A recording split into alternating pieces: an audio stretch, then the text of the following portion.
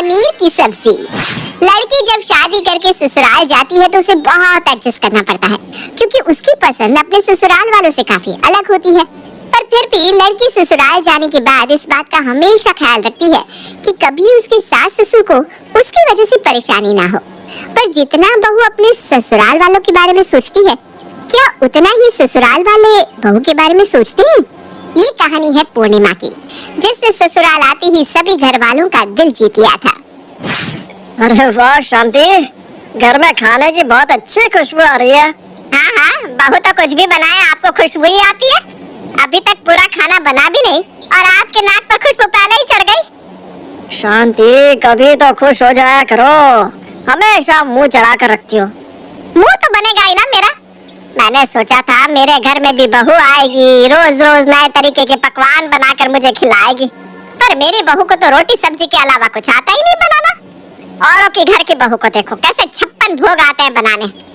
शांति जानबूझकर सारी बातें तेज तेज बोल रही थी ताकि पूर्णिमा तक उसकी बातें पहुंच सके। अपनी सास की बातें सुनकर पूर्णिमा को थोड़ा बुरा लगता है, पर वो अपनी इस कमी को सुधारने की कोशिश करती है और YouTube पर खाने के नए नए तरीके देखती है और घर में उन्हें बनाने की कोशिश करती है।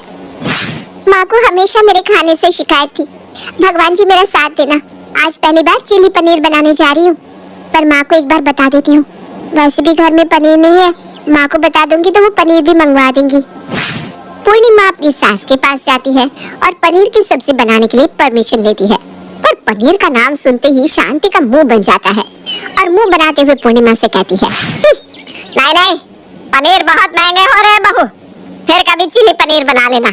एक काम करो, आज तुम मशरूम की सब्जी बना ले, और हाँ, मसाले वाली बनाना। मशरूम की? ठीक है माँ, पर मुझे तो मशरूम की सब्जी आती ही नहीं बनानी।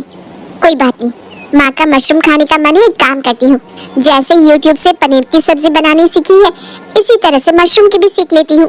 क्या पता माँ को उनका मनपसंद खाना बना दूँ तो शायद उनकी नाराजगी मुझसे कम हो जाए। पूर्णिमा से पूरा परिवार खुश था सिवाय शांति के, इसलिए पूर्णिमा हर समय अपनी सास को खुश करने में लगी रहती और वही बनाती जो शांति कहती। अब इसी तरह से कुछ दिन बीत जाते हैं और पूर्णिमा का दिल करता है कि आज वो पनीर की सब्जी बनाए, जो रेसिपी उसने देखी थी वही। इसीलिए एक बार फिर पूर्णिमा अपनी सास से कहती है, माँ आज अमित जी का प्रमोशन हो गया है, कितनी खुशी की बात है ना? हाँ, खुशी की बात तो है। मैं चाहती हूँ कि मेरा बेटा इसी तरह से दिन दुगनी और रात चौगुनी तरक्की करता रहे। अच्छा माँ जी, मैं क्या कह रही थी कि आज बहुत खुशी वाला दिन है और कितना टाइम हो गया घर में कभी पनीर की सब्जी बनती नहीं। मेरा भी बहुत मन कर रहा है आज पनीर की सब्जी खाने का। क्या मैं आज पनीर की सब्जी बना लूं? अरे नहीं नहीं बहू, इतनी खुशी के मौके पर पनीर क्यों बनाना? तू कुछ साउथ इंडियन डिश बना और कुछ इटालियन बनाने की कोशिश कर। मुझे उम्मीद है तू हर तरह का खाना बनाना सीख जाएगी। ठीक है माँ। बेचारी पूर्णिमा आज अपनी सास से खुलकर बोलती है कि उसका पनीर की सब्जी खाने का दिल है, पर शांति को कोई फर्क नहीं पड़ता। वो अपनी फरमाइश पूर्णिमा के सामने रख देती है। बेचारी पूर्णिमा भी अपनी सास की इज्जत करती है और अपना मन मार देती है। अब इसी तरह से कुछ दिन बीत जाते हैं और देखते ही देखते विनोद रिटायर हो जाता है। एक बार फिर पूर्णिमा के पास खुशी का मौका था और वो अपनी सास से अपनी इच्छा जाहिर करती है। माँ जी, पापा जी रिटायर हो गए हैं, क्या आज इस खुशी के मौके पर मैं पनीर की सब्जी बना लूं? वैसे भी मैंने काफी समय से पनीर की सब्जी नहीं खाई, मेरा काफी मन कर रहा है। अरे बहू, तू हमेशा तो अपनी ही पसंद का खाना बनाती है। आज तेरे ससुर जी के लिए खुशी का माहौल है, कम से कम आज के दिन तो उसके मनपसंद का खाना बना। और तू जानती है ना तेरे ससुर जी को पनीर पसंद नहीं है। ठीक है माँ जी, समझ गई, आज भी पनीर नहीं बनेगा। अपनी सास की बात सुनकर आज पूर्णिमा बहुत उदास हो जाती है और उस दिन के बाद फिर कभी भी पूर्णिमा अपनी सास के सामने अपनी इच्छा जाहिर नहीं करती। ऐसे ही एक दिन पूर्णिमा अपनी सास के लिए फ्राइड राइस बना रही थी, तभी शांति के पास उसकी बेटी कोमल का फोन आता है, जो अपनी माँ से अपने ससुराल वालों की शिकायत करती है। माँ, ये कैसे घर में तुमने मेरी शादी करा दी? यहाँ आकर तो मुझे हर दिन हर पल अपनी खुशियों को मारना पड़ता है, सिर्फ उनकी खुशियों के लिए। अरे ऐसा भी क्या हो गया मेरी बेटी के साथ? क्या कर दिया तेरे ससुराल वालों ने तेरे साथ? मुझे बता। तेरे ससुराल वालों को तो मैं सीधा करूंगी। तुम क्या सीधा करोगी? मेरी जिंदगी खराब हो गई है। इस घर में मेरी पसंद का कभी कुछ बनता ही नहीं। यहाँ तक कि ये लोग मुझे मेरी पसंद का कुछ खाने भी नहीं देते। कुछ भी बोलो तो बहाने मार देती है मेरी खड़ूस। अरे ये क्या बात हुई? तेरे ससुराल वाले तो सच में बड़े ही निकम्मे और कंजूस है, जो तुझे तेरी पसंद का खाना भी नहीं खाने दे रहे।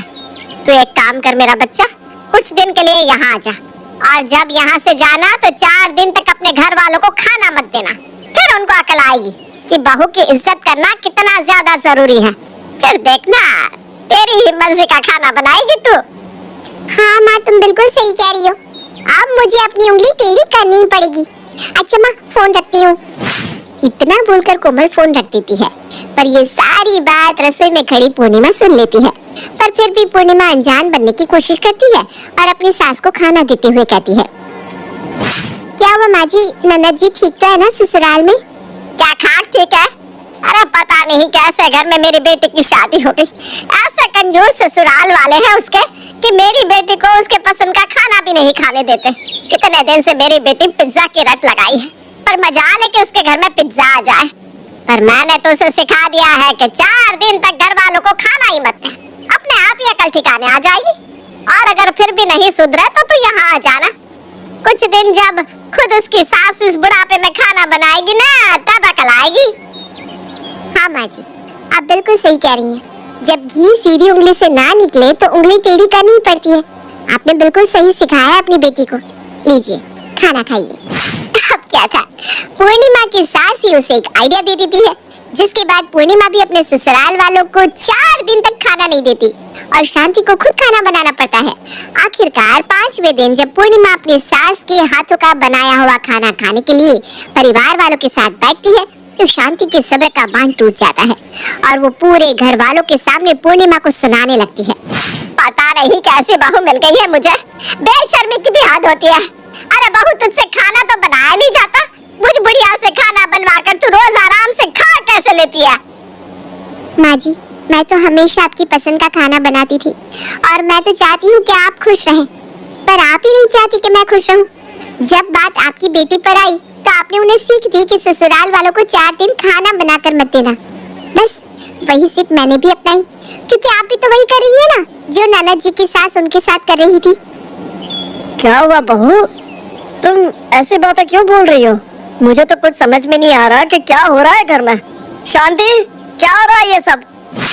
विनोद की पूछने पर भी पूर्णिमा कुछ भी नहीं बोलती और वहाँ से चली जाती है, जिसके बाद शांति अपने पति के सवालों का जवाब देती है। मुझे समझ में आ गया है, गलती मेरी ही है। अगर तुम्हें सब पता है और अगर तुम्हें पता है कि गलती तुम्हारी है, तो अपनी गलती को सुधारो। पूर्णिमा की बातें सुनकर विनोद को कुछ समझ में नहीं आता, पर शांति सब समझ जाती है कि उसकी बहू क्या कहना चाह रही है। अगले दिन अपनी इस हरकत के लिए पूर्णिमा अपनी सास से माफी मांगती है। कल रात के लिए मुझे माफ कर दीजिएगा माँ जी, अब से पहले की तरह मैं ही रसोई संभालूंगी। मुझे बता दीजिए क्या बनाऊं? बहू, तुझे पनीर बहुत पसंद है ना, और बहुत दिनों से तेरा मन भी कर रहा था। एक काम कर, आज पनीर की सब्जी ही बना ले और अपनी सास को माफ कर दे बेटा। नहीं माँ जी, आप ऐसा मत बोलो। आपको आपकी गलती का एहसास कराने के चक्कर में मैं भी कुछ ज्यादा ही हद पार कर गई। नहीं बहू, तूने बिल्कुल सही किया, तेरा ये करना जरूरी था। मुझे अपनी बेटी का दुख नजर आया, पर बहू का नहीं।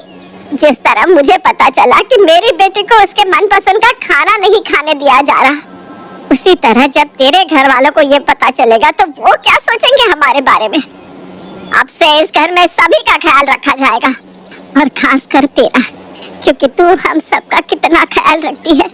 इतना बोलकर शांति अपने दोनों हाथ जोड़कर अपनी बहू से माफी मांगती है, पर पूर्णिमा सारी पुरानी बातें भूल जाती है और अपनी सास को गले से लगा लेती है।